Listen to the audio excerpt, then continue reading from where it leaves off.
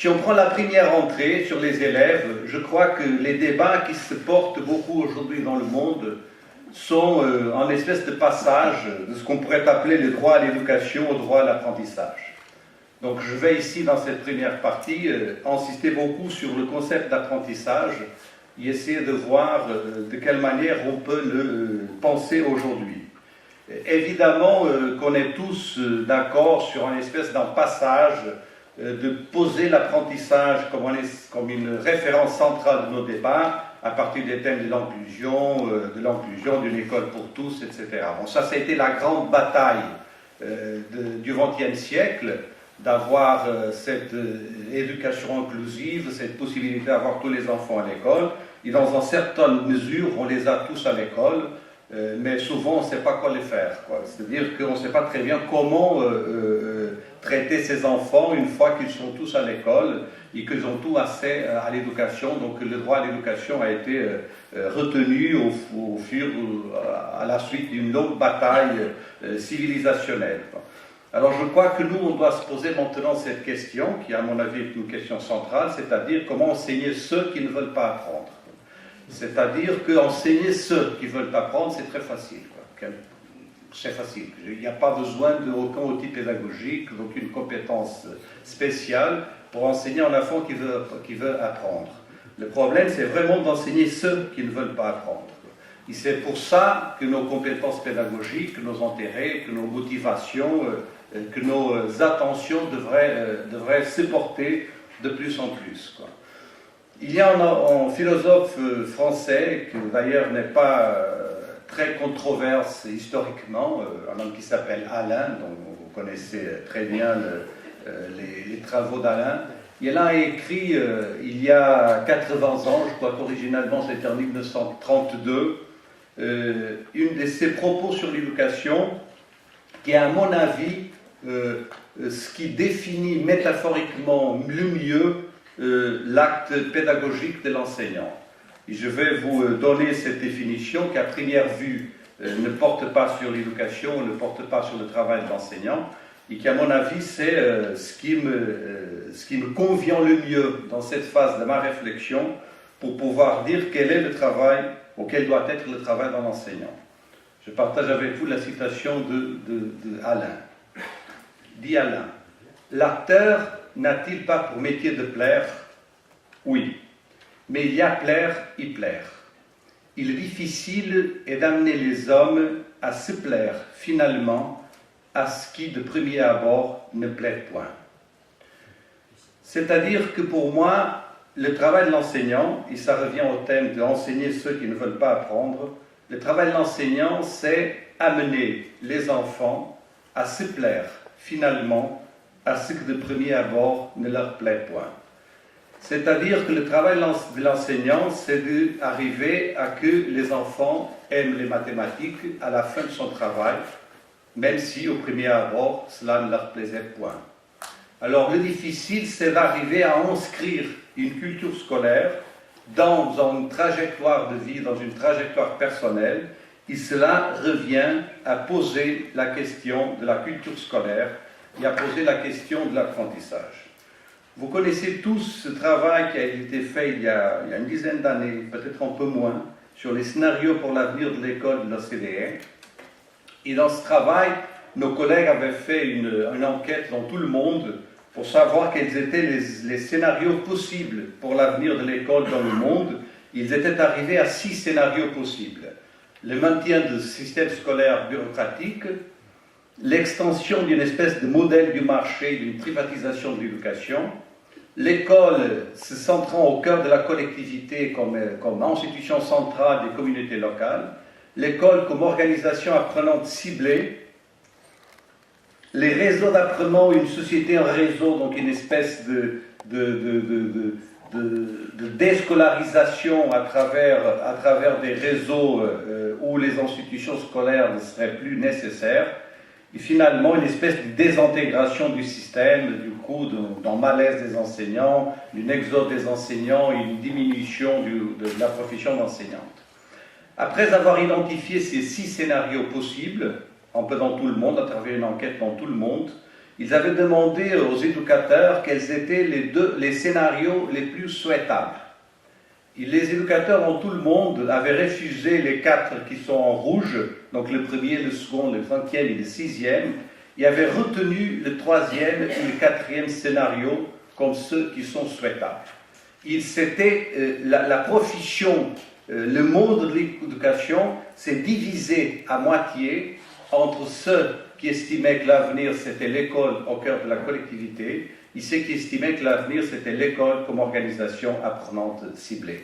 Alors il y avait une espèce d'un refus des autres 4 scénarios, mais une division très forte à l'intérieur du monde de l'éducation entre ces 2 scénarios. Et ça dans tout le monde, c'était une enquête menée dans tout le monde. Il y avait des collègues qui portaient l'idée que l'important c'était ce scénario 3, c'est-à-dire une école pensée et réorganisée autour d'un programme ambitieux de responsabilité sociale, culturelle et éducative sur le plan local. Il y avait d'autres collègues qui pensaient que l'essentiel serait de penser une école revitalisée autour d'un programme d'apprentissage, se plaçant comme l'une des institutions de l'espace public de l'éducation, mais pas nécessairement comme la seule, ou même comme la principale institution de cet espace public de l'éducation. Moi, ce que je vais soutenir pendant cette intervention, c'est le scénario 4, c'est-à-dire la possibilité d'une évolution de l'école comme organisation apprenante ciblée. Et vous comprendrez que ça a des conséquences très fortes sur les politiques publiques et sur les politiques qu'on peut mener en termes d'éducation. Pour dire cela, il faut revisiter le concept d'apprentissage. Et surtout, moi je n'aurai pas le temps de le faire ici, mais je le laisse signaler comme une hypothèse de réflexion pour l'avenir. Et surtout, il faudrait réinventer le concept de science de l'apprentissage. C'est quelque chose qu'on essaie de discuter depuis un certain nombre d'années. Et ces sciences de l'apprentissage nous obligent, dans une certaine mesure, je provoque un peu, à sortir des 2 encadrements traditionnels de l'éducation, la psychologie d'un côté, la sociologie de l'autre.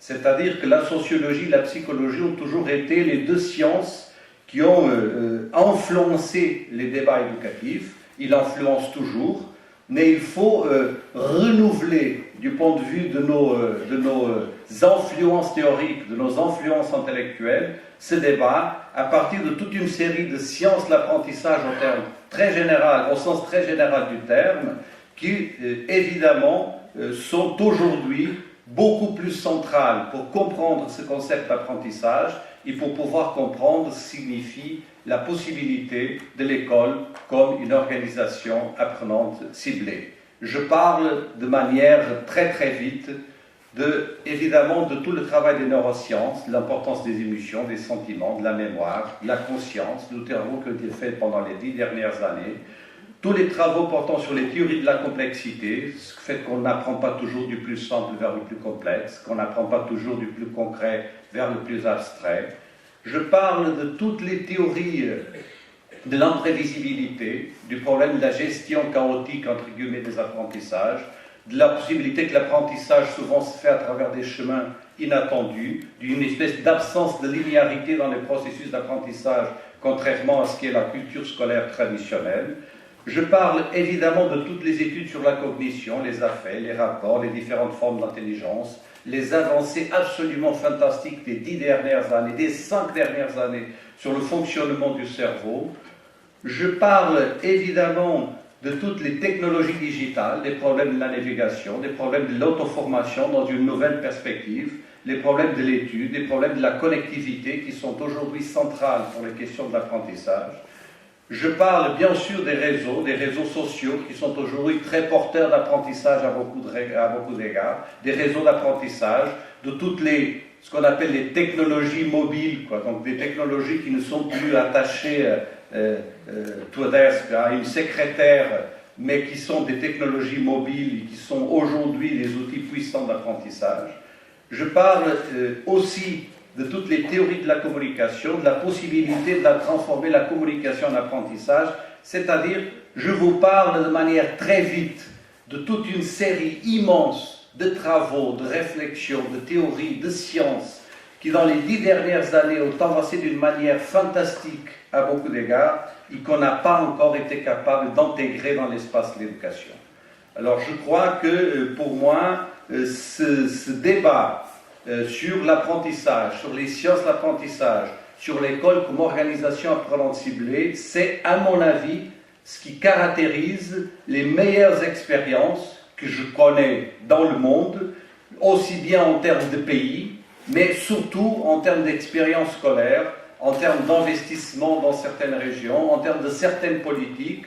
Et ce que je vois, c'est que nous, on devrait se battre pour cette espèce de transition entre le droit à l'éducation vers le droit à l'apprentissage, même si évidemment on dira que dans beaucoup de pays du monde, dans beaucoup de régions du monde, le droit à l'éducation n'est pas encore totalement assuré. C'est vrai, mais on devrait déjà, d'ores et déjà, se battre pour ce droit à l'apprentissage et essayer d'inscrire vraiment cette idée d'apprendre à tous les élèves et être capable de poser cet apprentissage dans une perspective nouvelle, dans renouvellement conceptuel, dans renouvellement intellectuel, dans ressourcement des fondements même de ce qui a été la pédagogie, de ce qui a été la réflexion éducative depuis la fin du XIXe siècle, enfin qui est dans une certaine mesure condensé dans ce fantastique dictionnaire de Ferdinand Buisson, publié à la fin du XIXe siècle.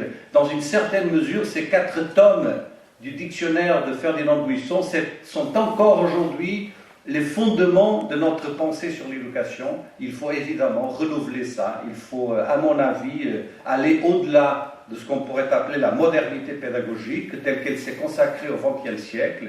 Et pour ça, il faut réintroduire dans le débat éducatif, dans nos identités, dans nos manières de penser, toute une série d'autres sciences, d'autres approches, d'autres théories, d'autres choses qui aujourd'hui se passent dans le monde, dans la science, dans ce qu'il y a de mieux dans la science dans le monde, et qui ne sont pas en train, à mon avis, d'arriver de manière suffisamment forte aux écoles, aux enseignants, aux réflexions dans le domaine de l'éducation.